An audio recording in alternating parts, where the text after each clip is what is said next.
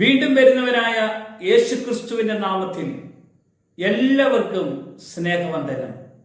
ഇന്ന് ചിന്തയ്ക്ക് ആധാരമായ ദൈവവചനം ഹെബ്രായ ലേഖനം 10-ാം അധ്യായത്തിന്റെ 17 മുതലുള്ള വചനഭാഗം. അവരുടെ പാപങ്ങളെയും അകൃത്യങ്ങളെയും ഞാൻ ഇനി ഓർക്കുകയുമില്ല.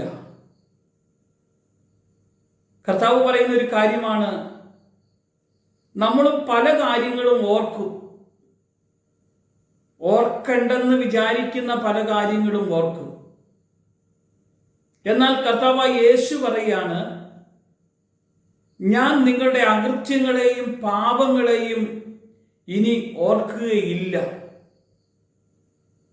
യേശു കർത്താവ് ഓർക്കാത്ത ഒരു കാര്യമുണ്ടെങ്കിൽ നമ്മുടെ അകൃത്യങ്ങളും പാപങ്ങളുമാണ്. അതിൻ്റെ എന്തുകൊണ്ടാണ് ഓർക്കാത്തത്? കാൽവരി ക്രൂശിൽ നമുക്ക് വേണ്ടി യാഗമായി തീർന്ന് നമ്മുടെ പാപത്തിന് പരിഹാരമായി യാഗം കഴിച്ചതുകൊണ്ട് ഇനി പകരമായി വേറെ ആരും ഒരു യാഗം കഴിക്കേണ്ട എന്നതുകൊണ്ടാണ് ഓർക്കാത്തത്. എന്നാൽ യേശു കർത്താവ് ഓർക്കുന്ന ചില കാര്യങ്ങളുണ്ട്.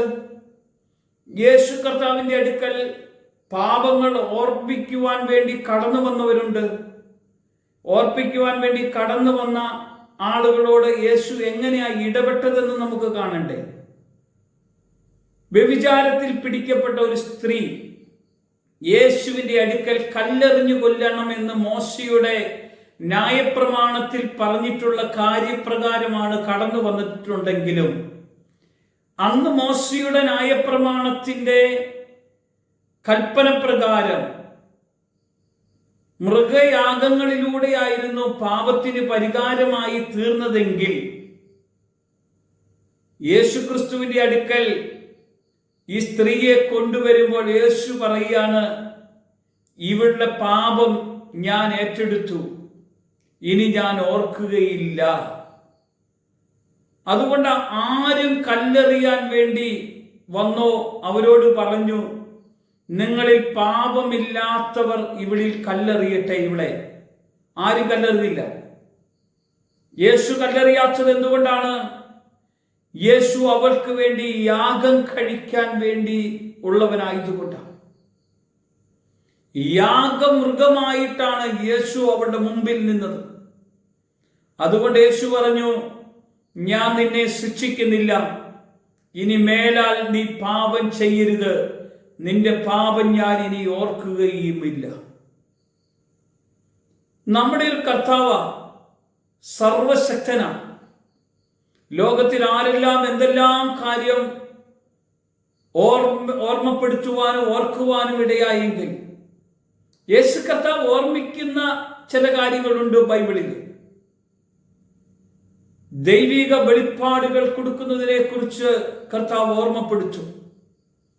പ്രാർത്ഥിക്കുന്നതിനെ കുറിച്ച് കർത്താവ് ഓർമ്മപ്പെടുത്തും. ശിഷ്യന്മാരെ യേശുവിന്റെ കൂടെ ഗെത്സമേന എന്ന തോട്ടത്തിലേക്ക് കടന്നു പോകുമ്പോൾ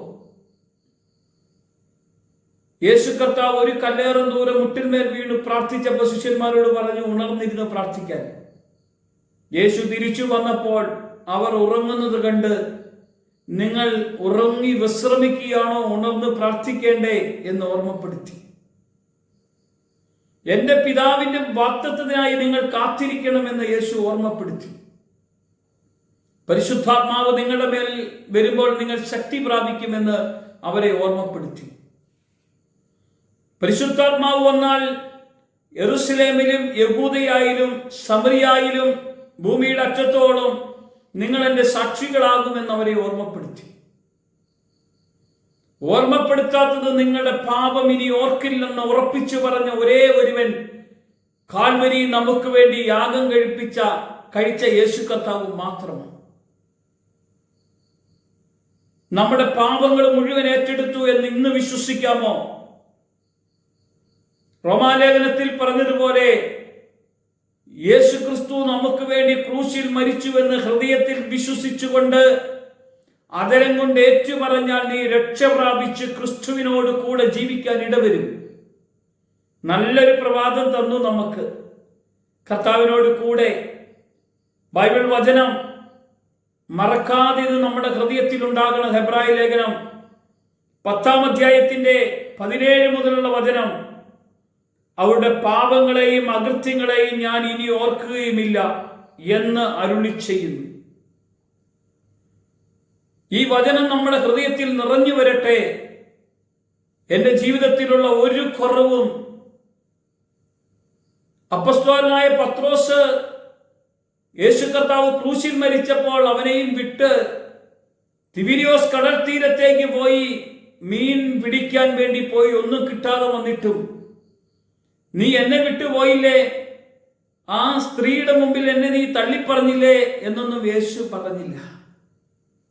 യേശു അതൊന്നും ഓർമ്മിക്കുവാനല്ല, പരിശുദ്ധാത്മാവിനെ നിറച്ചു കൊടുക്കുവാനും ദൈവകൃപയിൽ വിശുദ്ധരായി ജീവിക്കാനുള്ള വിളി തന്നെങ്കിൽ നമുക്ക് പ്രാർത്ഥിക്കാൻ. കർത്താവേ, നല്ല പ്രഭാതം തന്ന് നിന്റെ സന്നിധി നിൽക്കുവാനും പ്രാർത്ഥിക്കുവാനും ആരാധിക്കുവാനും നിന്റെ ശക്തി ഞങ്ങളുടെ മേലേക്ക് പകർന്നു തരണം. ഞങ്ങളെ ബലപ്പെടുത്തണം.